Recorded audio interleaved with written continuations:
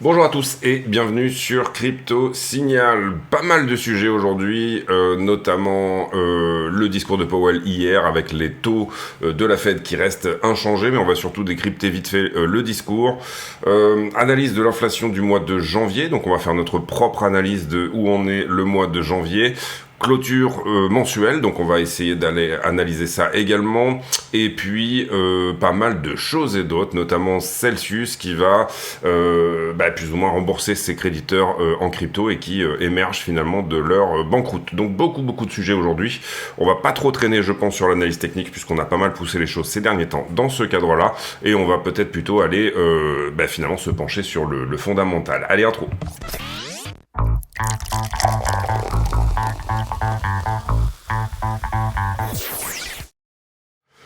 Alors, Bitcoin face au dollar, on est là en mensuel puisqu'on vient de faire une clôture, c'est celle-ci, là ici, la blanche, c'est une bougie d'indécision, c'est-à-dire on se demande si on monte ou on descend. Vous voyez qu'on a pas mal d'amplitude et très peu de corps, hein, finalement, on a fermé, on a ouvert là où on a fermé à peu près, enfin on a fermé là où on a ouvert plutôt.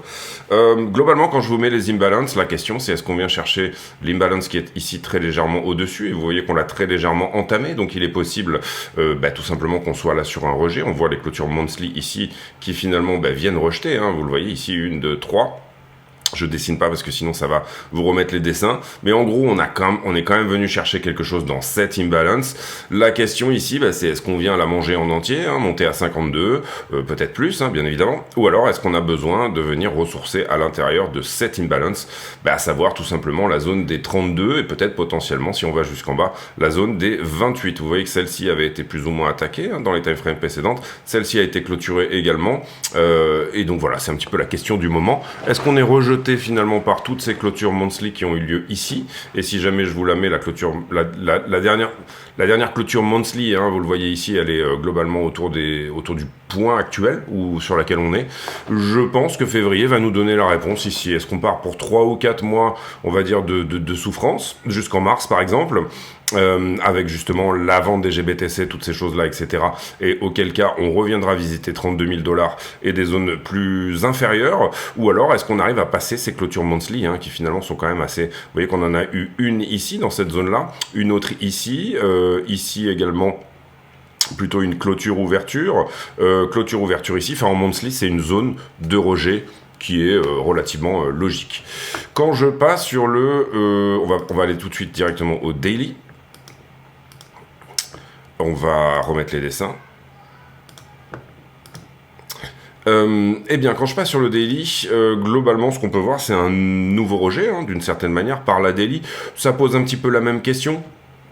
C'est-à-dire, par exemple, est-ce que j'étais là dans une forme d'élargissement ascendant, d'accord, qui a été perdu, qui vient de retester et qui va nous envoyer sous la figure 32 000 $, ou alors est-ce que tout simplement on va réussir à réintégrer cette figure-là et on va réussir à, grâce à ce range, hein, finalement cette latéralisation entre 40 et 44, à aller chercher un petit peu plus haut, hein. Pour le moment, le biais logique, enfin pour moi, ça serait plutôt de dire que on a juste une baie et qu'on va continuer dans la descente. Maintenant, aucune certitude de ce côté-là et on aura les signaux si jamais on doit réellement venir attaquer des zones plus importantes en haut. Voilà pour le daily. En ce qui concerne le 4 heures, vous voyez plutôt bien ici le rejet. Comprenez bien que cette droite c'est une daily, donc personnellement moi j'utilise la price action, j'utilise vraiment cette idée de trader le temps. Pour moi, on considérera qu'on aura clôturé cette daily quand on aura fait vraiment une bougie ouverture-clôture au-delà de ce point-là. Tout le reste ce sont des mèches. On ne considère pas les mèches quand on considère la temporalité, on va dire d'une trend ou autre. Hier pendant le FOMC on était à peu près dans ces eaux-là, le prix est revenu finalement chercher là-dessus, attention pas mal de liquidité ici, donc il est possible qu'on vienne éventuellement swapper au-dessus, je pense pas que ça sera le cas maintenant qu'on a eu le mouvement baissier, mais on a de la liquidité au-dessus, ici vous le comprenez, 1, 2, 3, 4 tops dans la zone, plusieurs rejets, ça nous explique également que finalement c'est ce pic-là qui rejette, hein, quelque part. En 4 heures, vous voyez qu'on n'arrive pas à passer au-delà d'un niveau hein, qui est relativement clair et précis. On va le mettre, qui se trouve, c'est là où j'ai mis le daily hein, à peu près finalement. Donc on va garder on va le mettre en 4 heures quand même. Non, on va garder le daily, c'est bien. Le daily, vous le voyez, le rouge qui est ici, on n'arrive pas à clôturer au-delà de ça. On vient faire des mèches, on vient prendre la liquidité qui s'est trouvée finalement ici, et elle a été prise avec brio. Et derrière, eh ben, on a besoin de ressourcer un petit peu plus bas. Voilà pour les grosses time frames, on va passer assez vite là-dessus, mais le rejet est relativement intéressant, je dirais. Ensuite, en ce qui concerne la structure de iBit, pas vraiment de nouveauté, si ce n'est que, et là vous allez comprendre la différence entre un élargissement, et aujourd'hui pour les affiliés, je ferai une vidéo sur mon système de trading, quand est-ce que j'utilise le chartisme, quand est-ce que je vais utiliser plutôt du trading de liquidité, donc des concepts comme ICT, SMC, etc. Et pour moi, c'est vraiment la price action, donc la temporalité des niveaux qui m'aide à faire la différence entre une prise de liquidité et la différence entre tout simplement un mouvement avec une cassure réelle, on va dire ça comme ça, c'est-à-dire du coup approuver la cassure d'une trend, ce genre de choses, le chartisme. Globalement, on avait cet élargissement ascendant ici, de ce côté-là aussi. On a touché la première target, on a touché même la target 1, target 2. Target 1, vague 2 de ce biseau, 1, 2, 3, 4, 5, vous le voyez ici, et bam, et après on en sort. Donc target 1, la vague 2, target 2, le haut de la figure, donc le haut de la vague 1 finalement, qu'on a touché avec brio. On s'attendrait quand même à un moment donné à ce qu'on vienne chercher potentiellement la vraie target. Pour un élargissement ascendant, donc comme ceci, d'accord, enfin on va dire non, comme ceci, d'accord, un élargissement ascendant c'est ça. En général, on vient pour le coup revenir en bas de la figure. Pour un élargissement descendant, la target est un petit peu différente. On a le droit de venir reporter la figure au point de cassure, ce qui nous emmènerait ici, vous le voyez, sur la zone des 25 $ sur iBit, c'est-à-dire globalement quelque part très légèrement au-delà de 44 000 $, 44 500 $. Donc c'est quelque chose qu'on garde en tête, qui est tout à fait possible. Pour l'instant, en tout cas, pas de déception du côté de notre ami iBit. Il a déjà touché quand même 2 targets à la hausse et c'était plutôt propre.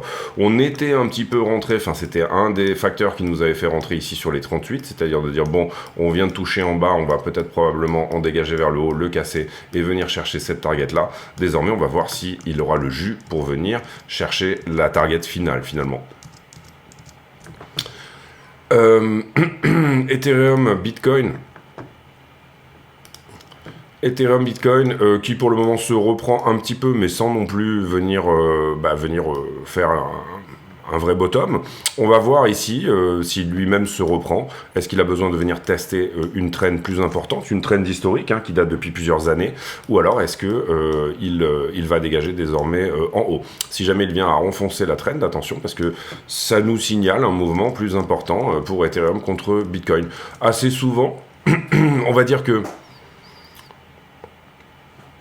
Ethereum BTC vient casser sur des zones de fin d'année. Là, on a déjà un peu dépassé l'histoire. Enfin, on a eu ce mouvement quand même, et ça s'est fait en janvier. Mais assez souvent, il y a une saisonnalité en décembre pour que Ethereum vienne un petit peu casser sa descente par rapport à BTC. On va voir ici, ce qu'on a, c'est plus ou moins un break de la structure. Ce qu'on veut, c'est une continuation, c'est-à-dire venir faire une vraie tendance haussière, d'accord, c'est-à-dire quelque chose comme ceci. J'ai déjà un peu parlé de ça, donc on va passer là-dessus. Ethereum contre le dollar, pour l'instant on s'inscrit plutôt pas mal, en tout cas je trouve, dans ce scénario de range, c'est-à-dire rester plus ou moins là-dedans. Personnellement j'ai ouvert short à peu près par ici. Pardon. Venir à 2175 ne serait pas insultant. Il va falloir pour ça perdre le niveau 4 heures qui est ici. Donc on va voir ici si on a bien cette continuation. Mais en gros, la target ici, c'est pas nécessairement d'aller beaucoup plus bas que ça. Attention, parce que si Ether perd pour le coup ce niveau 4 heures qui est là, et perd sa trend daily comme l'a fait Bitcoin, ici c'est la trend rouge qu'on avait sur Bitcoin, à ce moment là on peut estimer qu'on est sur une belle structure de retournement pour éventuellement retourner dans la zone des 1007. Ça nous signifierait que finalement Ethereum va venir tester une trend qui est un petit peu plus basse. Par exemple, cette zone-là, voilà, 1007, 1008, peut-être mécher légèrement en dessous, venir rechercher finalement là où Bitcoin serait à 32, ici, en bas de sa figure, donc de son élargissement. Si jamais Ether enfonce sa daily, on peut éventuellement targeter la zone des 1007-1008 pour Ethereum. Personnellement, mon trade, il est plutôt sur une petite TF, donc j'aurais tendance à venir directement prendre mon profit sur une idée de range. Maintenant, il est tout à fait possible qu'on dévisse en dessous. Donc assez baissier, hein, d'une certaine manière, mais je vais vous montrer d'autres scénarios aussi, où on ira en fin de vidéo montrer les scénarios possibles de recoupement haussier, on va dire ça comme ça. Sur le total 3 contre Bitcoin, bah déjà on perd, bon ça c'était déjà fait, mais on perd la trend d'accumulation qui est ici. D'une certaine manière, alors ça c'est, on va dire, l'aspect baissier d'une éventuelle épaule tête-épaule ici. On revient quand même attaquer la jambe un petit peu plus haut. Est-ce qu'on a des niveaux sur lesquels ici on peut rebondir? Cette trend là a été perdue également, et ça c'était hier. Donc du coup, je dirais qu'à part la cassure de ça et un joli support ici, on va voir ici. C'est un peu la même chose, c'est-à-dire on a eu un break de la structure ici, un peu la même chose qu'était RBTC, j'entends. Ce qu'on veut maintenant, c'est une continuation de la structure ici et casser la trend la moins agressive de toutes. Donc du coup, c'est pareil. On a ici, on est sur une zone un petit peu entre deux eaux. Est-ce qu'on va venir chercher plus bas sur les altcoins, à savoir la zone des 296, pour moi c'est la prochaine target éventuelle, ou alors est-ce que ça y est, on a trouvé notre bottom ici sur les altcoins contre Bitcoin, et on est en train finalement de se remettre. C'est une zone, on va dire, relativement intéressante pour jouer un sens comme l'autre. Il faut comprendre ici qu'on a quand même cassé cette trend de là. Pour le coup, si on vient à casser celle-ci, c'est retour en haut, pour moi. Voilà, c'est le signal que j'attends pour dire que c'est retour en haut. Si on ne casse pas celle-ci, s'il y a un rejet ici sur ces zones-là, c'est une compression, finalement.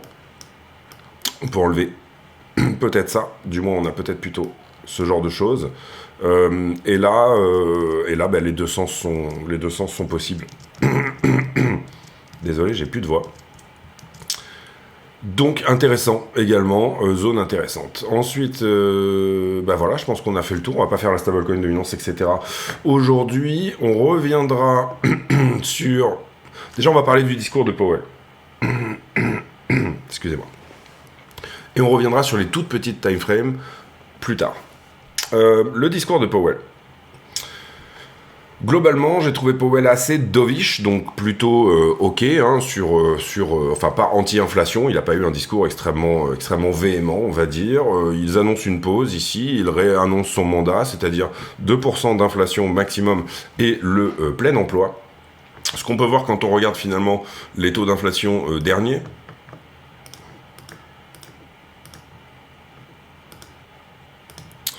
c'est que on a en ce moment un plateau sur l'inflation. Alors là où j'ai trouvé ça un petit peu choquant, c'est que Powell s'est félicité des résultats des 6 derniers mois, alors que finalement, les 6 derniers mois, vous voyez qu'on a trouvé un plateau. On n'est pas du tout ici dans l'idée d'une inflation qui plombe depuis 6 mois. On est plutôt sur une inflation qui plombe depuis, on va dire, 12 mois. Ici, vous le voyez, avec ce que vous avez en vert, c'est plus ou moins l'inflation de demande, celle sur laquelle la Fed peut agir. Ce que vous avez en rouge, c'est l'inflation de commodité qui, en ce moment, est déflationniste. En ce moment, le pétrole est à la diminution, c'est ce qui permet finalement à l'inflation d'être autour des 3,4% en ce moment. Mais, vous le voyez, sur l'inflation de demande, on a 4,1 ici, 4 et 3,9. Un plateau, tout simplement. Meilleur scénario possible en termes de baisse de l'inflation, c'est finalement, vous voyez ici cette trend orange que je vous ai mise. Donc c'est que sur le prochain CPI qui sortira... autour du 10 février, j'ai pas la date exacte et on pourrait regarder éventuellement. Sur le prochain CPI, on soit rejeté par cette trend et que finalement cette trend nous permette d'aller au 2% au mois de juin. C'est-à-dire le dernier pourcent serait grappillé avant le mois de juin. Ça, c'est le scénario optimiste. Vous voyez qu'on avait déjà une trend qui était plus agressive, qui elle-même a été cassée par ce plateau. Donc la question ici, c'est est-ce qu'on arrive à péter ça et est-ce qu'on repart dans de l'inflation autour de 5% ou alors tout simplement... Est-ce qu'on arrive à casser ce plateau et à finalement faire mal à l'économie grâce à des taux d'inflation élevés? La news importante que nous a dit Powell hier, c'est qu'au détour d'une question, il lui a été plus ou moins posé quand est-ce que vous allez baisser les taux, est-ce que votre première baisse de taux va annoncer un cycle de baisse de taux, etc. Toutes ces choses-là, bien évidemment, les questions habituelles. Hein. Finalement, j'ai pas fait de vidéo hier sur le discours de Powell parce que c'était quelque chose d'assez habituel. Et finalement, on n'a pas eu vraiment d'infos incroyables. Si, on en a eu une, et au détour d'une phrase, Powell a dit « Il est très peu probable qu'on baisse en mars ». Donc, le marché l'a un petit peu mal pris, hein, et moi en même temps que je regarde le discours de Powell, en général je mets tout en 1 minute, à savoir le gold, le S&P et le Bitcoin, je regarde un petit peu comment ça bouge en fonction de ce qu'il dit, tout simplement, et là on a quand même vu que le marché a un petit peu plombé sur cette idée que finalement, même en mars, donc le prochain FOMC sera... Excusez-moi. On va y arriver. Le prochain FOMC, je crois que c'est le 30 mars, mais je suis pas sûr, on va vérifier. 20 mars 20 mars, oui. Le prochain FOMC sera le 20 mars. Vous voyez que 35% du marché pense que Powell va baisser en mars. Et c'était... Alors, c'est plutôt mai, hein, l'endroit où... c'est plutôt mai, l'endroit où vraiment le marché considère qu'on va baisser. Mais en mars, il y avait déjà une partie du marché, puisque ça, c'est un sondage, hein, qui pense que Powell va baisser. Et donc, du coup, ces gens-là qui s'attendaient à une baisse, bien évidemment, ont été plutôt vendeurs. On va dire ça comme ça. On va dire que Powell, juste avec cette phrase-là, a pris de court 30% du marché, ce qui explique finalement la baisse à court terme qu'on a eue aujourd'hui. Quand je vous montre ici... Quand je vous montre ici les zones de pivot potentielles pricées par le marché, hein, finalement, vous voyez que on a 64% qui pensent que Powell va pivoter. On a 35% pardon, qui pensent que Powell va pivoter, c'est ce que je vous ai montré tout à l'heure. Et on commence à avoir 62%, donc les 2/3 du marché, qui pensent que Powell va pivoter en mai. Donc le marché price, c'est difficile, le marché price un pivot de la Fed en mai, tandis que Powell nous dit non, ce sera plutôt vers la fin de l'année globalement. Powell est payé pour mentir, c'est le signal par contre qui est important ici, c'est pas ce que va faire la Fed dans 1, 2 ou 3 mois, c'est comment le marché interprète la façon dont il va parler. Donc la chose importante, c'est juste le signal, ça n'est pas nécessairement ce qu'il va faire. Et vous voyez que le marché ici ne croit pas Powell, hein, d'une certaine manière, en tout cas par rapport à mai, par rapport à mars, il y a 35% qu'il ne le croit pas. Mais le signal qu'il a envoyé était quand même un signal assez baissier, de dire à ces 35% de gens qui pensaient qu'on allait pivoter en mars, non, il n'y aura pas de pivot en mars, il n'y aura pas de baisse de 0,25 sur le mois de mars. On va désormais faire l'analyse de l'inflation du mois de janvier, puisqu'il est terminé, on a maintenant les datas. On a pour ça 3 outils. D'abord, le premier outil, c'est l'outil de la fête de Cleveland. On va juste vérifier qu'on est bien à jour. Les updates datent d'aujourd'hui, et là, ça nous donne un CPI à 2,96 avec un CPI à 3,81. D'accord ? Comprenez qu'on est à 3,4 en ce moment on est à 3,4 oui, sur le chiffre global, et on est à 3,81 sur le chiffre logique. Qu'est-ce que ça nous dit ? Je reviens ici sur la courbe d'inflation précédente. Ça nous dit que l'inflation va baisser. Qu'on va baisser à 3. On va d'ailleurs même mettre... Putain, c'est vraiment du mal aujourd'hui. On va d'ailleurs même mettre l'outil de la Fed qui en général, franchement, se trompe assez rarement. En tout cas, dernièrement, j'ai trouvé que c'était propre. Donc une inflation, on a dit 2,96. Donc on baisserait à 3 ici. 2,96 également. Et on a dit quoi ? Un core CPI à 3,4, si je ne me trompe pas, je ne me souviens plus déjà. Ici. 3,81.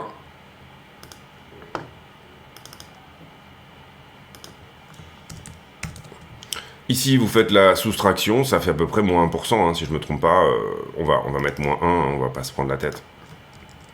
Ça, c'est des forecasts, hein, encore une fois. Ça, c'est les forecasts de la Fed de Cleveland. Ça veut dire, finalement, des commodités qui permettent d'avoir un taux plus bas, mais on reste, vous le voyez, sur un plateau en termes d'inflation de demande. 4,1, 4, 3,9, 3,8. OK ?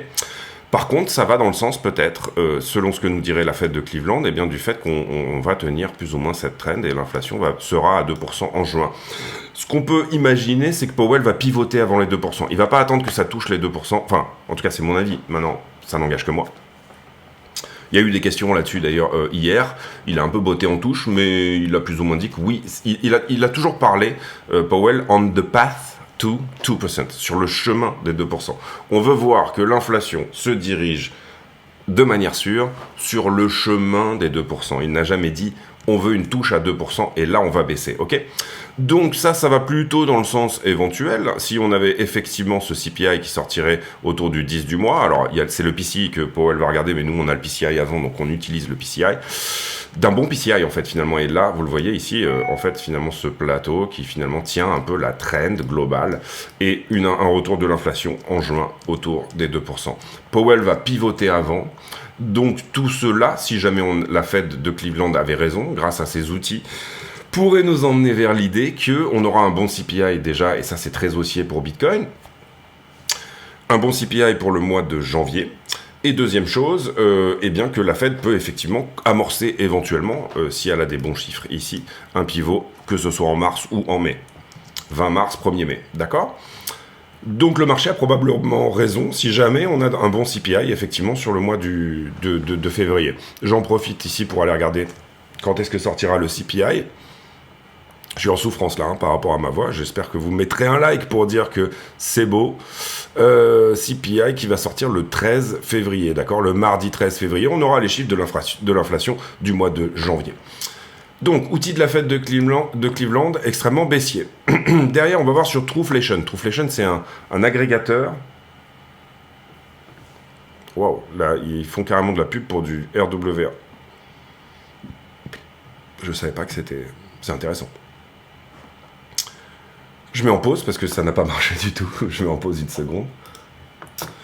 Donc Trueflation, on va dire qu'il va récupérer les infos de Amazon, enfin tout ce qui est en ligne globalement, il va automatiquement calculer la baisse des prix. Voilà, tout simplement. Il a une énorme base de données et il va aller, c'est une API qui va aller tout simplement scanner tout ça. En l'occurrence, ce qui nous intéresse sur Trueflation ici, c'est à quel point on a baissé en janvier. Vous voyez que là, on est le 1er février. Très forte baisse à la fin du mois, on peut le voir. On est à 1,44 à la fin, donc en dessous des 2%. Et on commence le mois à 2,18. Donc ça nous donne une baisse de 0,6. Et la Fed de Cleveland nous donne une baisse de 0,4. Tout ça s'aligne plutôt vers un très bon CPI pour le 13 février. Ça, c'est intéressant. Et vous voyez que Trueflation, lui, nous dit, bah ça y est, on est en dessous des 2% finalement. Troisième outil qu'on va utiliser, bah, c'est l'analyse technique. Et on va aller regarder pour ça plusieurs choses. En général, moi, ce que j'aime bien regarder, c'est l'indice des commodités. Pour voir si on va effectivement avoir cette baisse de... si on va effectivement avoir cette baisse sur le mois de... tout simplement de janvier, de 1%. Et là, ce qu'on peut voir, c'est que on a eu une baisse, effectivement, sur le mois de... Mais elle n'est pas énorme, elle n'est pas du tout dans les 1%.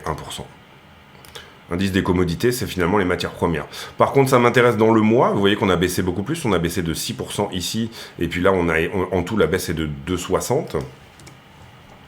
Alors, en pondéré, c'est un petit peu moins important, bien sûr. On va se mettre en weekly. Et ce qui m'intéresse de voir, c'est est-ce qu'on a plutôt passé du temps en bas ou plutôt passé du temps en haut. Quand vous regardez une bougie monthly, vous n'avez pas nécessairement cette information. Et donc là, on regarde ce qui s'était passé autour du 2 janvier. Globalement, on a plutôt temporisé en bas pendant un certain temps et on a trouvé le plus bas ici. Donc pendant à peu près 3 semaines, on était en bas et après on a remonté sur les 2 dernières semaines de janvier au niveau pétrole, etc. L'US Oil qu'on regarde quand même pas mal. Alors pour l'instant, on va regarder le gasoline qui va être plus états-unien, prix à la pompe finalement aux États-Unis, c'est un petit peu ça qu'on regarde. Et là, c'est la même chose, on va regarder au 1er janvier. On a passé 2 semaines en bas avec une assez grosse baisse et finalement ici 2 semaines en haut. Donc globalement, sur le mois de janvier, on a eu de la baisse et on a eu moite-moite, donc on peut effectivement faire une sorte de moyenne. Comme quoi, effectivement, le pétrole a été quand même baissier. Moins 3,66. Les prix à la pompe ont été quand même plutôt baissiers sur le mois de janvier. Ici, vous comprenez, ce que nous dit la charte, c'est le marché price une récession.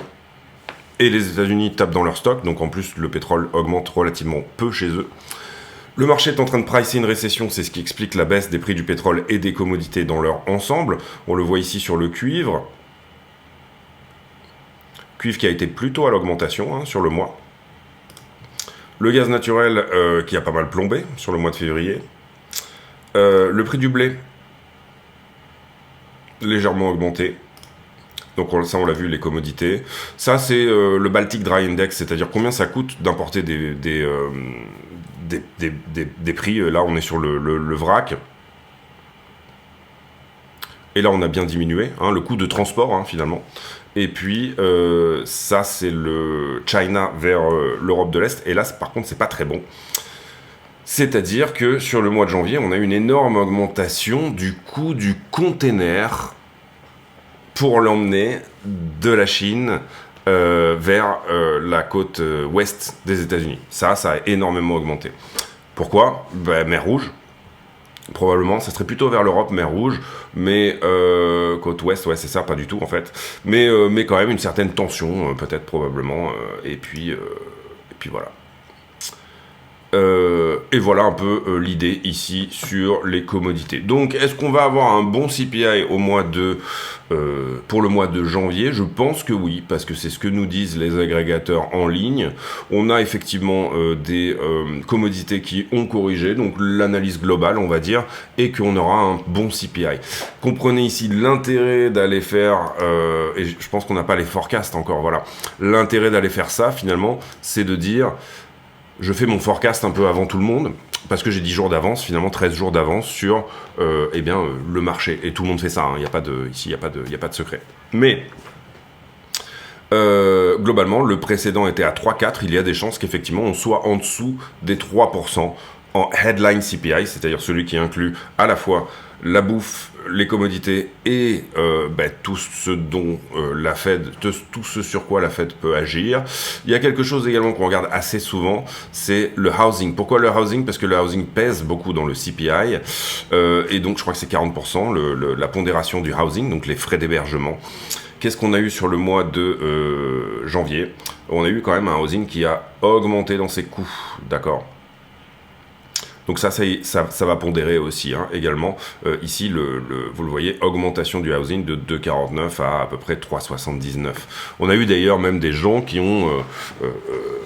du Congrès, notamment, il y a eu une lettre à Powell de la part de membres du Congrès qui lui ont dit écoute, Jérôme, il faut que tu baisses les taux absolument parce que le housing, finalement, est en train de repartir, mais pas dans le bon sens.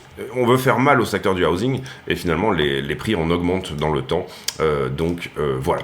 En ce qui concerne le reste des news, qu'est-ce que j'ai retweeté dernièrement ? J'ai retweeté pas mal de choses, donc on va passer assez vite quand même. Donc les taux restent inchangés, ça on l'a dit. FTX qui a anticipé un remboursement à 100% des utilisateurs, mais au prix du 16 novembre 2022, et ce en dollars visiblement. Donc ça veut dire que vous l'avez dans le cul. La Fed enlève la ligne, le système bancaire US est résilient en fait, enfin il va très bien parce que tout simplement on a eu effectivement la New York Community Bank Corp qui a perdu 40% ce matin sur fond de pertes potentielles. C'est eux qui avaient racheté Silicon Valley Bank si je me trompe pas, je ne devrais pas dire une erreur mais il me semble que c'est le cas, et vous voyez elle a perdu 40% de sa valeur. Pourquoi ? Parce qu'elle est énormément exposée à l'immobilier commercial, ça c'est une première chose. Et deuxième chose également, parce que elle a récupéré le bilan de Silicon Valley Bank qui était exposé en majeure partie sur des bons à 10 ans qui avaient des très mauvais retours. Donc à partir du moment où ils ont investi sur des bons à trop longue durée mais avec des très mauvais retours, ils ont cru Powell quand Powell leur a dit que l'inflation était transitoire, ils ont continué à acheter du 10 ans et finalement ils se sont retrouvés derrière dans le baba parce que les gens voulaient des rendements meilleurs. Ils ont sorti leur argent de cette banque pour aller dans une autre qui avait des rendements meilleurs, hein. Une banque c'est un arbitrage finalement dans le temps surtout sur les bons du trésor et ce genre de choses, et donc du coup ils se sont retrouvés à devoir vendre des bons du trésor qui n'avaient plus beaucoup de valeur puisqu'ils ne rapportaient plus beaucoup, qui eux-mêmes n'étaient pas à maturité, et donc du coup sur le marché des bons de l'occasion ils se sont retrouvés avec un trou énorme dans la balance, et c'est le cas de beaucoup de banques, notamment régionales mais aussi beaucoup de banques d'une certaine manière en ce moment, et c'est finalement ce que quelque part Powell avait couvert en mars dernier quand on a eu la crise bancaire de Silicon Valley Bank, et du coup j'ai mis le t-shirt pour être dans le ton de la journée. Les afflux ETF, on va dire que en ce moment l'ETF couvre pas mal les sorties de Grayscale et les sorties de Grayscale se calment et c'est plutôt une bonne chose. Elizabeth Warren qui dit de taxer les riches alors que elle-même elle a 67 millions de dollars pour un salaire annuel de 200 000 dollars, ce qui est quand même relativement suspect. Un hack sur Ripple et en fait finalement là où beaucoup de gens pensaient que c'était la crypto qui avait été hackée, eh bien, c'est le portefeuille personnel de Chris Larsen qui a été hacké en fait. Et ici, alors moi, on aime ou on n'aime pas, moi j'aime bien Plan B. En tout cas, voilà, c'est beaucoup d'opium, mais voilà. Globalement, ce que nous dit Plan B, c'est ça. Globalement, c'est 100 000 dollars. À chaque fois que le stock to flow s'écarte en bear market de sa target initiale, il revient la toucher dans les points bleus, c'est-à-dire quand on se rapproche du halving finalement, et globalement vous voyez que c'est, en tout cas sur les cycles précédents, c'était le cas, et là il nous dit qu'on a encore 3 points bleus pour toucher les 100 000 dollars, ça voudrait dire un bitcoin à 100 000 dollars d'ici mars, donc un petit peu d'opium, ça fait quand même pas de mal, ça aide à tenir sur le marché. Je sais que beaucoup d'entre vous me trouvent très baissier, etc. C'est tout simplement parce que c'est mon analyse. Maintenant, bien évidemment, il faut croire dans la technologie, il faut croire dans l'asset si vous voulez rester. Sinon, vous sortez ici et vous dites, de toute façon, je reviendrai quand Bitcoin sera à 12K. Donc, ça n'a aucun intérêt. J'en profite pour vous dire qu'il y a tous les liens en description, etc., pour venir vous affilier, que ce soit sur BitGet, Bybit, toutes ces choses-là, etc., et que tous les bénéfices de la chaîne seront versés à Mécénat Chirurgie Cardiaque. Un des piliers du trade, du commerce mondial qui est attaqué. Et donc finalement, c'est ici on parle de la mer Rouge, bien évidemment, la traversée ici du canal de Suez. Comprenez que pour les bateaux qui partent de Chine, du coup, il va falloir faire le tour de l'Afrique désormais. Donc là, du coup, c'est ça qui sous-entend la crise un peu contre les Houthis, etc. Fuite de code, ça, je n'ai pas regardé sur Binance. Fuite de code sur risque significatif ou mineur, je sais pas. J'en parlerai demain si jamais c'est vraiment intéressant. Celsius qui recommence à payer ses créditeurs finalement après être sorti du chapter de banqueroute de sa faillite, voilà, d'une certaine manière, et ça c'est effectivement de l'argent qui va retourner dans la bouche dans la poche des créditeurs. Celsius, c'était un service de stacking finalement qui a fait sur le fond de Terra Luna et toutes ces choses là, etc., qui a fait faillite, qui n'a pas pu rembourser ses créditeurs, excessivement utilisé aux États-Unis notamment, un petit peu en France, mais beaucoup aux États-Unis. Énormément de gens se sont fait matraquer par la faillite de Celsius, et là ils sont en train d'en sortir un petit peu et de créditer. Et là pour le coup, je pense pas qu'on est sur les préceptes de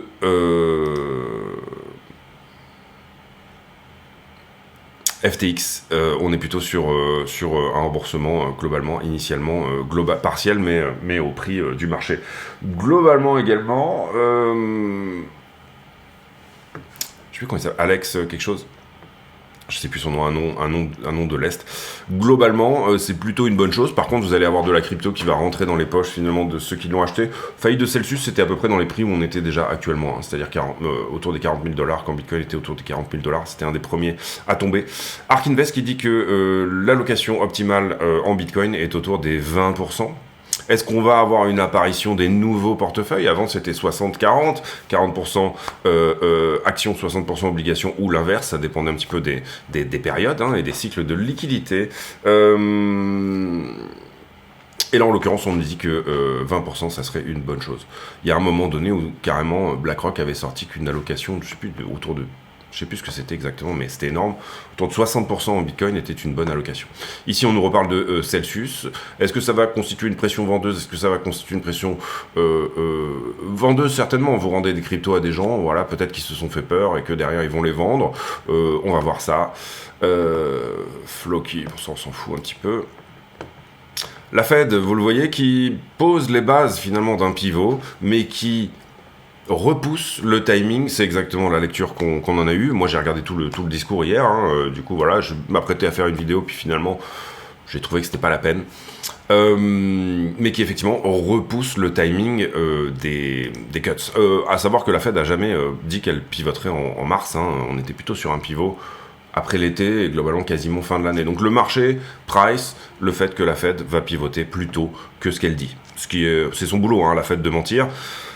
c'est ce que je disais hier sur le Discord, mais le boulot de la Fed, c'est finalement d'aller pisser sur le feu qu'ils ont allumé, et derrière de dire non, j'ai pas pissé dessus, mais par contre, t'as vu, j'ai réussi à l'éteindre. Enfin voilà, bon, vous voyez, ici, c'est un jeu, hein, finalement. Par contre, Bob Powell est plutôt pas mauvais en termes de communication, hein, par rapport... Avant, on en a eu certains qui étaient plus problématique. L'inflation dans la zone euro qui se calme comme attendu, vous n'avez pas de baisse des prix, hein, néanmoins, donc vous vous retrouvez ici, même chose, vous allez faire des courses, et puis nous on est 6 à la maison parce qu'on héberge aussi des gens, etc. Personnellement, je pense qu'on est à des dépenses, on mange bien, hein, attention, on mange de la viande, on mange tout ce qu'on veut, etc. Mais je pense qu'on n'est pas loin des 1500-2000 euros de dépenses, ne serait-ce que pour bouffer. Les banques japonaises qui disent attention, parce que là on parle encore du New York Community Bank, les banques japonaises qui disent attention à tout ce qui est banque US en ce moment. Donc du coup au Japon on est en train de dire attention, il va falloir faire gaffe de ce côté là. Est-ce qu'on est sur une nouvelle crise bancaire? Bonne question. Oui, c'est possible, tout à fait. Ça fait longtemps qu'elle couve, hein, de toute façon. Maintenant on va voir ici comment elle va être gérée. Encore une fois, en mars elle avait été très bien gérée, donc voilà.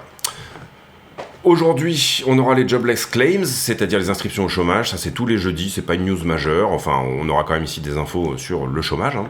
Et demain, le rapport NFP, qui est une grosse journée de news. Globalement, aujourd'hui aussi, on aura 2 gros earnings qui seront Apple et Amazon, donc, et Facebook aussi également. Donc, du coup, on a les femmes qui vont publier aujourd'hui. Et ça sera à la clôture, vous voyez la petite lune. À côté, la liquidité, et mettez un like sur la vidéo parce que c'est du temps passé, toutes ces choses-là, etc. Et donc du coup, encore une fois, c'est fait à titre gratuit. Pour moi, c'est un journal, hein, ça me permet aussi de me placer, mais d'une certaine manière, il faut quand même le publier, il faut quand même faire, il y a tout un travail derrière quand même. Donc mettez un like pour rétribuer ce temps passé. 176 millions de liquidations hier, c'est plutôt un jour péchu. On a liquidé principalement du long et on a à peu près la moitié sur Bitcoin et Ethereum, ce qui nous amène dans la normalité. Carnet d'ordre, on regarde ici les perps. Donc du coup vous voyez c'est le contrat perp sur Binance. Globalement ça suit à peu près le spot, hein, donc du coup c'est aussi intéressant à regarder. Beaucoup d'ordre à la défense à la hausse autour des 42,5 dorénavant, donc peut-être que le prix va retrouver ici résistance. Vous voyez qu'il y a un beau niveau, notamment ici, donc peut-être un rebond au 42,5 pour finalement redescendre derrière. Et par contre la défense s'organise ici, enfin les achats de longue on va dire s'organisent dans le sens inverse. Personnellement sur ce short je vise 41,2. Ouais, c'est pas mal, ça peut perdre. Ici, vous voyez que dans la zone des 40,9, ce genre de choses, il y a une petite défense. Maintenant, il va falloir traverser quand même ici, vous voyez, 277, Bitcoin à 41,5, 141, voilà, il va falloir du momentum, notamment ici 212 à 40, 2000 à traverser. Ce qu'on peut voir d'une certaine manière, on va ici enlever un peu d'opacité. Voilà, pour vraiment avoir les gros ordres, d'accord ? Vous comprenez ici, on était en train de dire on a probablement trouvé un bottom à 38 parce qu'il y a des très gros ordres qui sont en train d'être fill dans l'autre sens. Et globalement ici ce qu'on veut attendre, hein, et c'est plus ou moins ce qu'on a quand même attendu également, alors là c'est pas flagrant, on n'a pas eu des énormes ordres non plus, mais si je désopacifie un petit peu, voilà. Vous voyez qu'il y a des ordres qui ont effectivement été touchés dans ce sens-là, notamment ici sur toute cette montée-là. Ces ordres-là ne sont pas liquidés, en tout cas les très gros ordres, ici, ils viennent défendre au-dessus, accumuler du contrat dans un sens pour finalement avoir la baisse, et derrière se décharger de ces contrats-là dans l'autre sens. Bitcoin est un marché de liquidité, surtout en ce moment, et du coup, c'est ça qui nous emmène vers un sens ou plutôt un autre. En ce qui concerne les marchés en levier, et le funding, hein, c'est principalement ce qu'on regarde quand on regarde ici Coinalyze. Et bien globalement ici j'ai hausse du prix, hausse du funding, hausse de l'open interest ici. Le nombre de contrats augmente avec le prix et lui-même, et là on liquide finalement du short. On peut estimer qu'il y a pas mal eu du buy de dip ici, donc on va mettre un point ici à venir prendre. Pourquoi ? Parce que on a quand même un peu une surréaction du funding. Vous voyez qu'on revient aussi au 0,1. Donc voilà, ça a été pris, ça a été pris, ça a été, pour moi c'est pris, hein, aussi, hein, égalé. On va enlever, on va dire que comme c'est égalé, comme c'est égalé, on va plus le garder en 2 pixels, mais on va le garder en 1 pixel et on va le décaler ici, ok. Est-ce qu'on a d'autres choses au milieu ? Non, il n'y a pas vraiment de changement ici. Globalement, le funding suit pas mal le prix dernièrement. C'est pour ça qu'on se retrouve avec finalement des niveaux qui ressemblent à des niveaux de price action. Revenir reprendre 43,8 sera fait un jour. Derrière, j'ai un joli 2 pixels quand même à 41,6. Et est-ce qu'on a quelque chose à 41,2? Non, c'est en dessous. Moi, j'avais rien noté autour des 41,2. En tout cas, ici, on avait une belle anomalie de funding. Peut-être que le prix va y aller, tout simplement. CVD Spot qui est pas dégueulasse, moi je trouve, en tout cas. Vous voyez ici, bon, il vient avec le prix, mais on n'est pas négatif. Il y a de l'achat au spot quand même. Hein. Par contre, j'ai des spreads qui sont négatifs, qui nous disent là, eux, que peut-être... Ici, vous voyez, ça c'est intéressant. Gros achat market. Pourtant, le prix ne fait rien. Enfin, le prix monte un tout petit peu, mais il fait rien. Ça m'intéresse parce que ça veut dire il y a quand même une volonté d'acheter la zone autour des 42 au spot. Hein. Là, ici, on regarde le spot. Hein. Les achats market se passent au spot et pourtant, on ne fait rien. Donc, ça veut dire que soit ça file des gros ordres en short en face, qui ont l'argent pour défendre, soit tout simplement, l'idée, elle est qu'il y a quand même une volonté d'achat sur la zone au spot, et ça, on l'a vu dernièrement. Ici, et ça m'intéresse aussi, vous comprenez qu'on a pris ici une jolie poche de liquidité qui existait avant, elle était notamment ici, ici. Le dip est longué, c'est ce qu'on a montré sur les bulles de liquidité, hein. Il y a quand même ici une volonté d'acheter ce dip.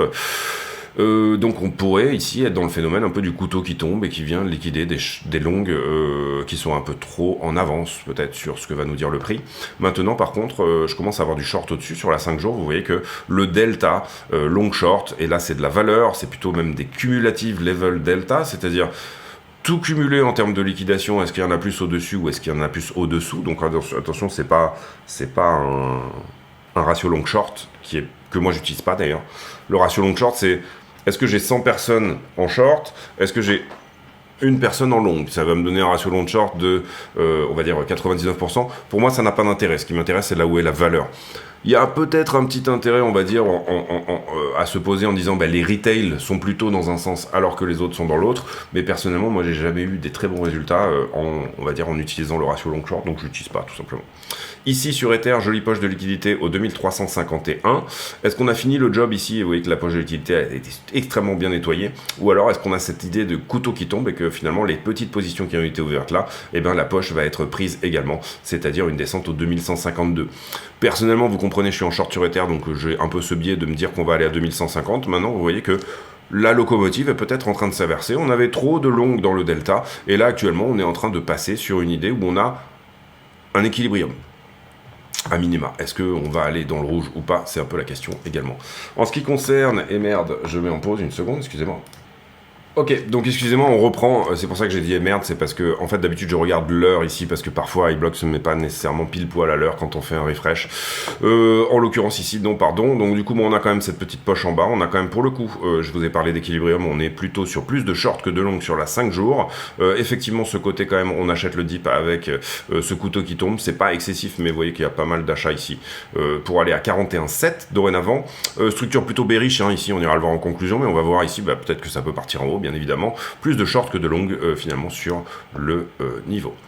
Ethereum, pareil, on est passé juste sous l'équilibrium, phénomène de couteau qui tombe quand même, très belle poche de liquidité ici par contre à 2351. Si on a un rebond, Ether pourra très largement venir chercher ce niveau là parce qu'il y a de la liquidité à prendre tout simplement. Il faut comprendre ici quoi?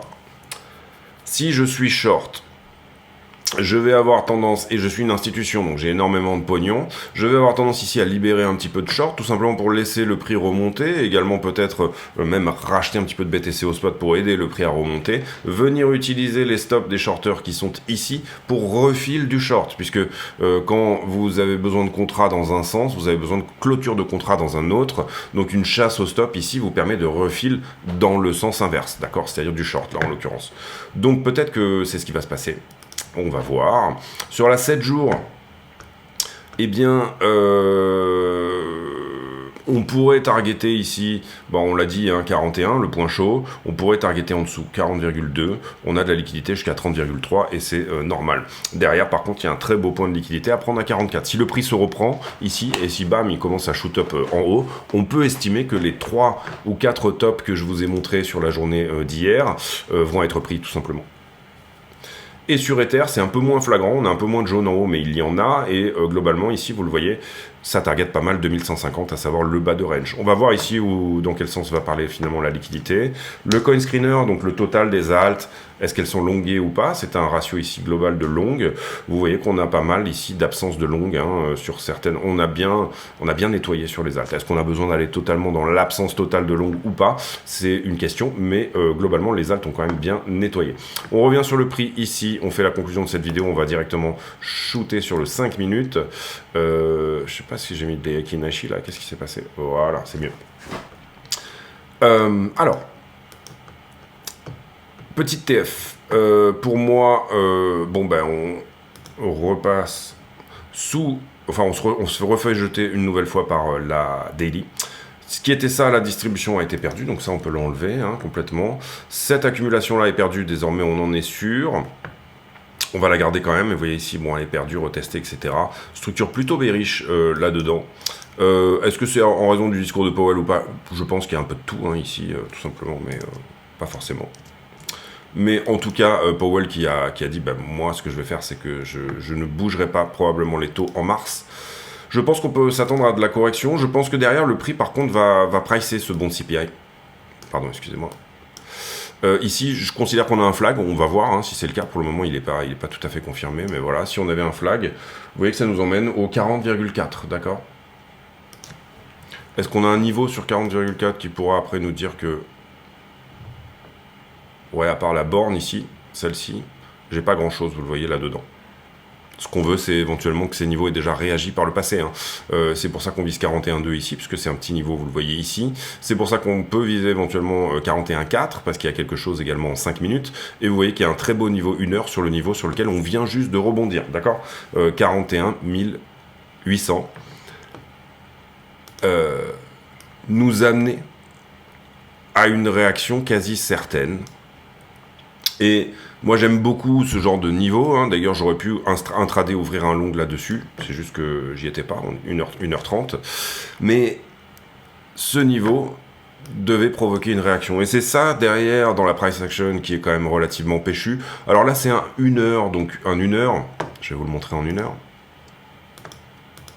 On peut en faire des choses en 1 heure, c'est-à-dire que, vous le voyez ici, on n'a jamais ouvert et clôturé une bougie sous ce 1 heure là, donc c'est un beau signal si jamais on ferme dessous, qu'on va aller plus bas.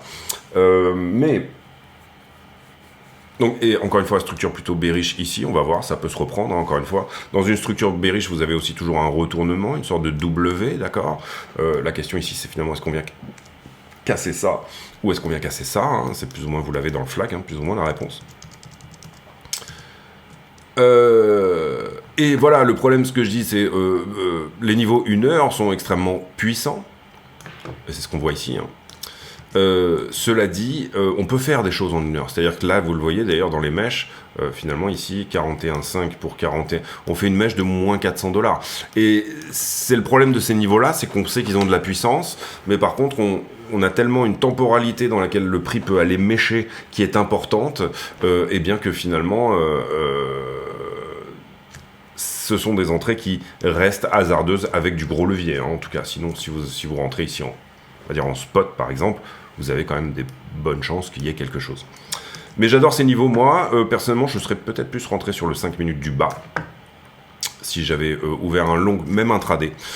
Ici, vous le voyez, c'est pour ça que j'ai beaucoup de... Sur ma chart, j'ai énormément de niveaux, tout simplement parce que c'est ça qui me permet d'y voir quelque chose. Ici, je peux considérer que le 15 minutes qu'on avait mis là est fermé. Je peux considérer que ce 5 minutes là est fermé également. Le 15 minutes qui est ici semble avoir tenu, et on est toujours dans les zones de rejet weekly. Les violettes, ce sont des zones de rejet weekly qu'on a transposées depuis des hauts time frames, des endroits, ça va mieux là, voilà. Voilà, bon, globalement, le niveau qui rejette, vous l'aurez compris, c'est ce 15 minutes là. Beaucoup de liquidité au-dessus, donc c'est possible qu'on revienne sur cette zone-là, ce serait pas dérangeant. Cela dit, pour moi, on va rester extrêmement baissier ici, et à mon avis, potentiellement, voilà, aller chercher, en tout cas, au moins ça également. Quand j'ai ouvert le short, j'en ai parlé sur le Discord, j'avais 42,5 en premier TP, 41,6 en deuxième TP, 41,2 en troisième TP et un runner qui va sous les 38. Le runner est minime, bien évidemment, par rapport à la position initiale. Et la position initiale, elle avait été ouverte intraday à peu près dans cette structure-là. Et elle était dans l'idée, c'est-à-dire qu'il y a déjà un premier TP qui a été pris à 43. D'accord? Donc vous comprenez, ici, on part d'une position intraday pour finalement lui donner une chance, grâce à ses runners, eh bien, de venir prendre plus loin. D'accord? Puisqu'au départ, moi je voyais bien un range ici, par exemple. Là, on avait un joli range éventuellement à jouer. Et c'est un peu ce qu'on a eu d'ailleurs, sauf que j'ai pas rouvert là, malheureusement.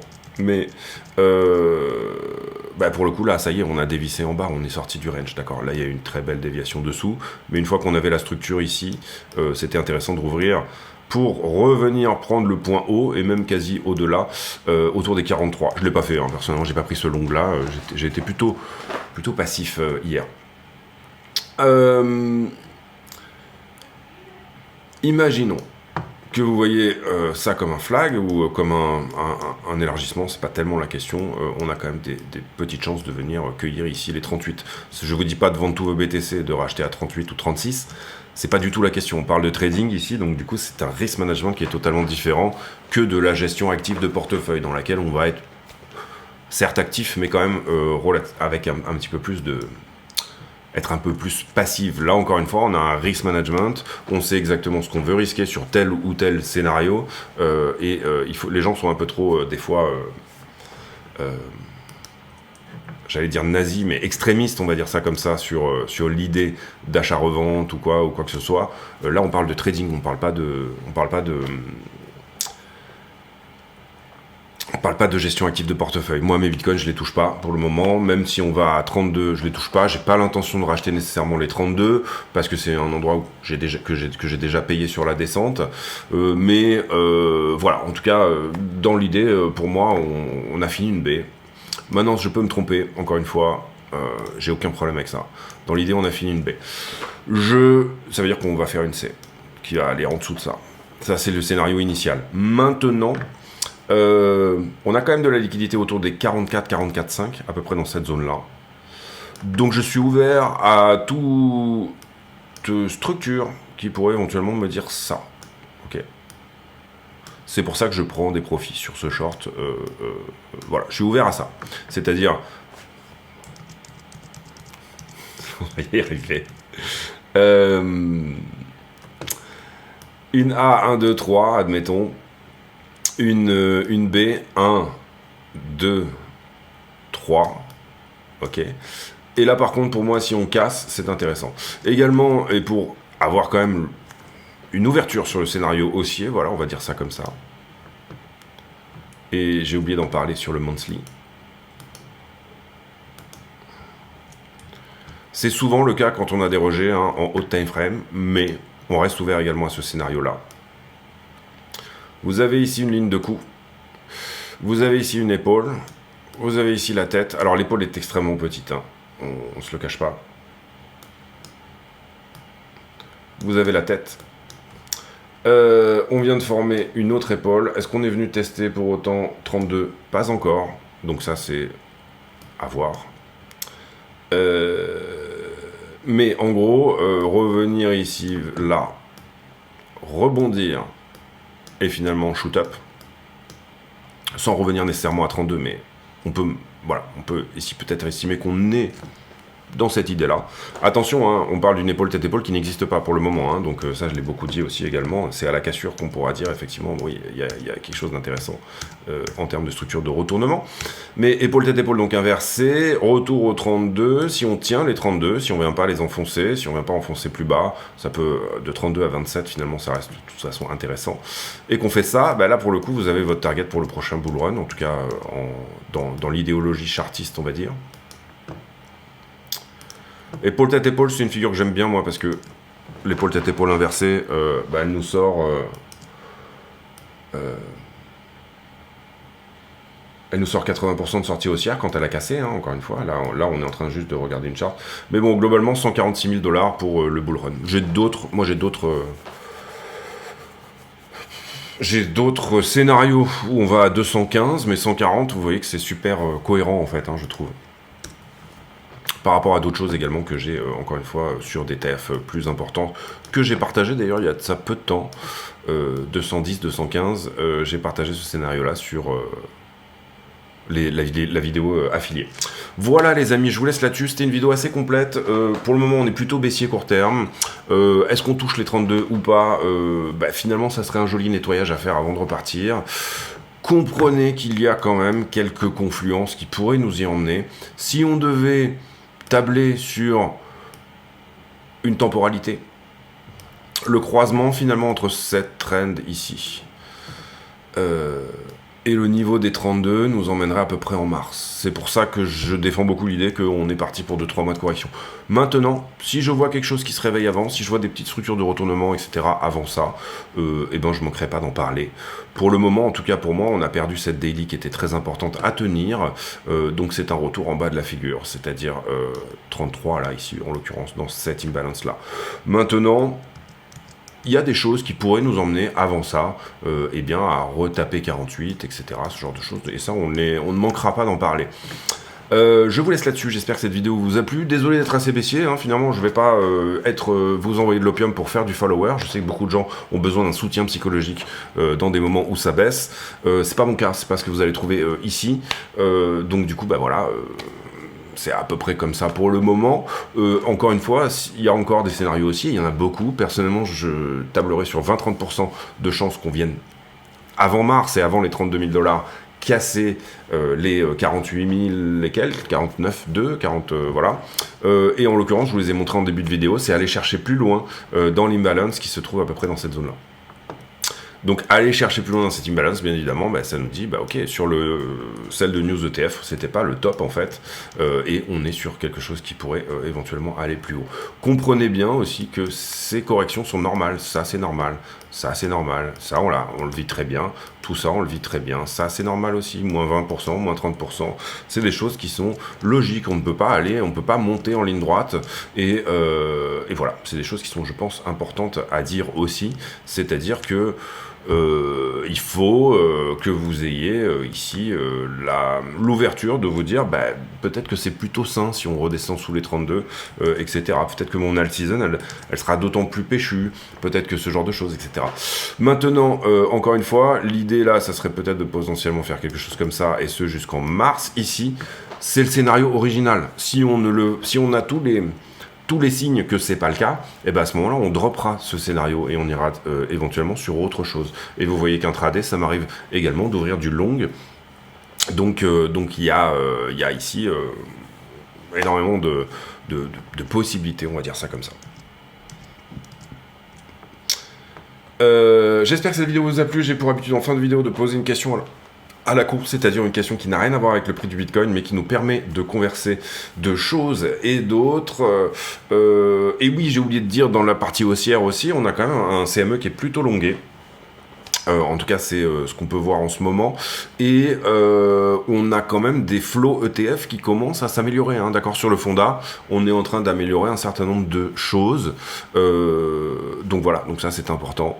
Mais maintenant, il y a des corrections qui sont très saines. Il y en a d'autres qui, malheureusement, font plus mal. Mais il faut peut-être bien comprendre que désormais, et là pour le coup...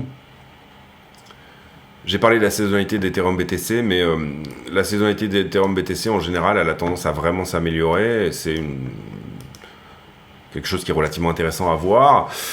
Justement, quand les taux pivotent, les alt season, les grosses alt season, hein, j'entends. Je parle pas des alt season de bear market parce qu'il y en a également, mais toutes les grosses alt season, toutes ces choses-là, etc. En général, sont quand même plutôt lancés par la liquidité. C'est là le moment où Bitcoin commence à augmenter, mais il augmente moins que, c'est-à-dire une baisse des taux. Hein. Quand j'entends un retour de liquidité, ça veut dire une baisse des taux de la Fed et un retour du crédit à outrance. Et finalement, les alt season sont quand même plutôt lancés par ce genre de choses. En tout cas, dans le passé, ça a été le cas. On aurait un bel alignement halving. Pivot en mars, moi je pense aussi que la Fed va pivoter en mars, hein, surtout si on a des bons CPI qui arrivent, parce que je pense que Powell va pivoter très légèrement, hein, il va donner juste ce petit signe au marché qu'on baisse de 0,25 parce qu'on a eu des bons résultats. Si on a effectivement le bon CPI pour le mois de janvier et que le mois de février suit également, on aura vraiment cette info du pivot de Powell avant que ça arrive. C'est normal qu'ils nous disent qu'il ne va pas le faire, parce que tout simplement, c'est son job. Il ne peut pas lancer un signal haussier. Il faut comprendre que... imaginez que Powell nous dise « Non, c'est bon, en mars, on pivote, vous inquiétez pas. » Là, par exemple, là, tout de suite. Qu'est-ce qui va se passer? Il va se passer qu'on va pulse sur les marchés. Quand on pulse sur les marchés, ça fait des dividendes. Les gens sont, entre guillemets, une partie des gens sont plus enclins à dépenser leur argent. Et de cette manière-là, finalement, ça va totalement à l'encontre de son travail initial, qui est de ramener l'inflation à 2%. Si jamais aujourd'hui, il lance un gros bull run sur beaucoup de marchés, la prise de profit va faire que les prix vont augmenter d'une autre manière. C'est ça que je veux dire. Donc, du coup, c'est pas quelque chose qui peut sciemment dire. Donc, moi, je partirais pour un pivot en mars.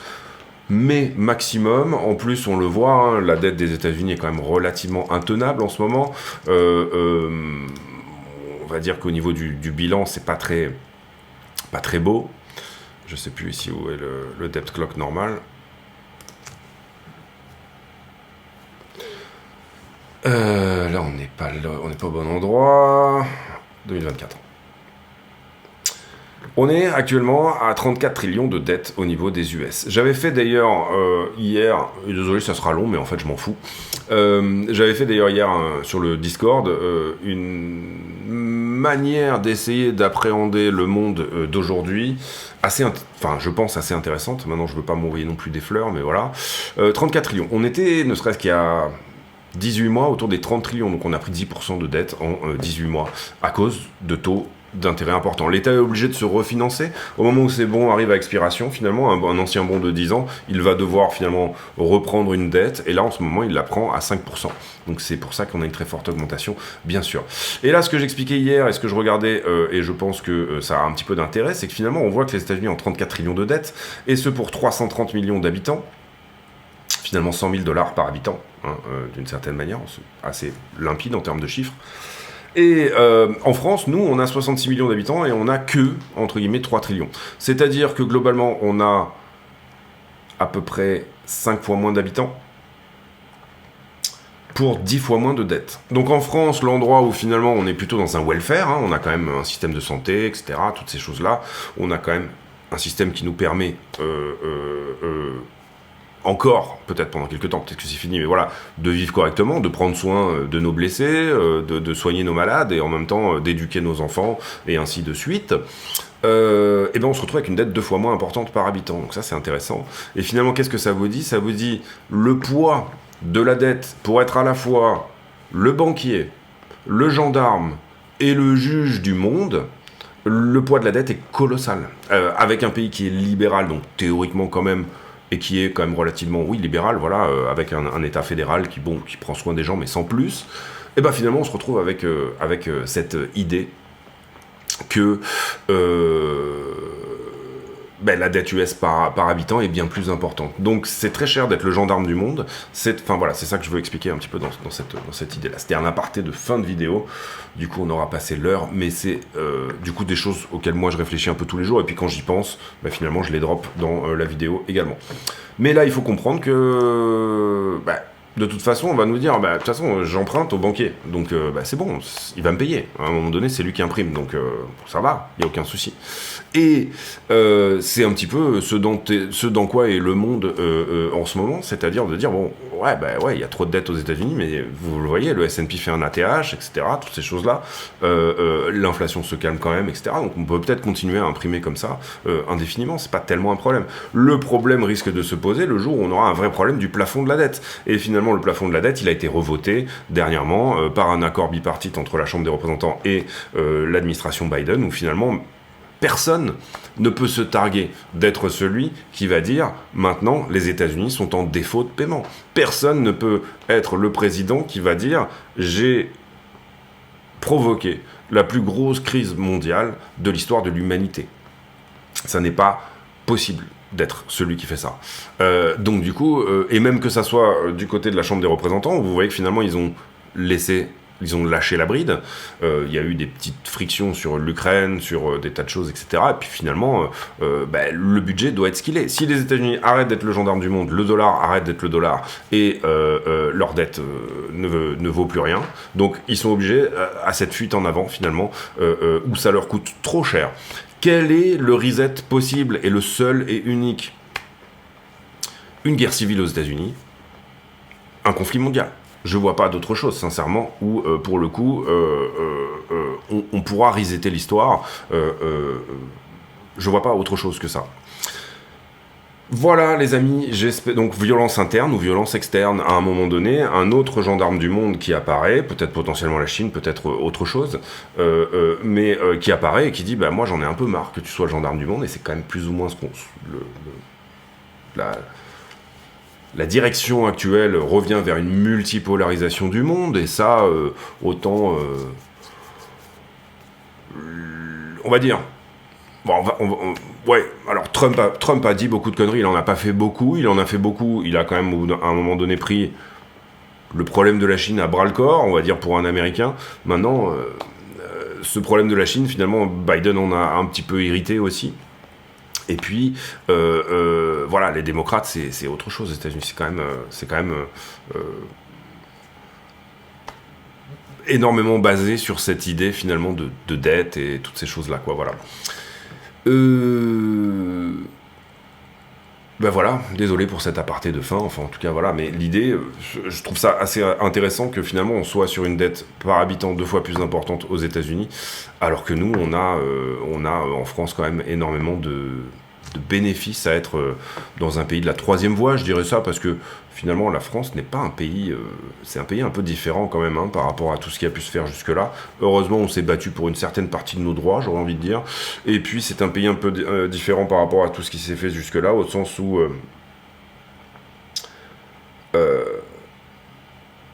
en 1945, la moitié de la France était communiste, finalement. Donc finalement, d'une certaine manière, et à cette époque-là, il faut comprendre que c'était le drapeau rouge qui a flotté sur Berlin, même si nous, on a eu les débarquements, on a eu des tas de choses grâce aux Américains, que De Gaulle a été obligé de composer avec les forces socialistes du moment.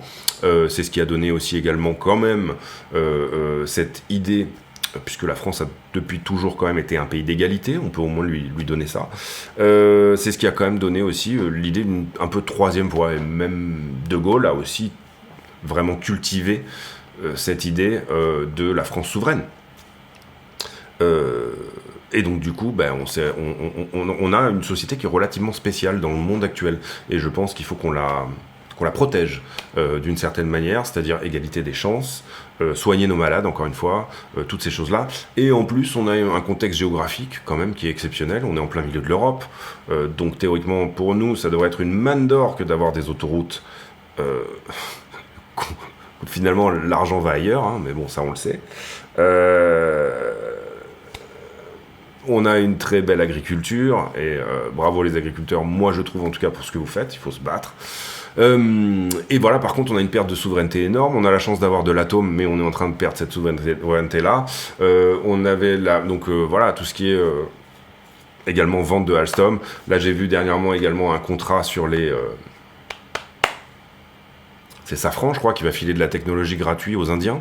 C'est-à-dire, on leur vend un avion et en même temps, on leur vend la technologie pour faire cet avion-là. Non, c'est pas comme ça que ça marche.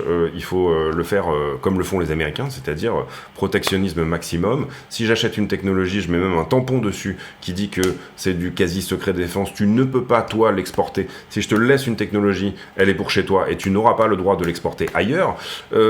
Aujourd'hui, on est dans un pays qui est en train de perdre sa souveraineté.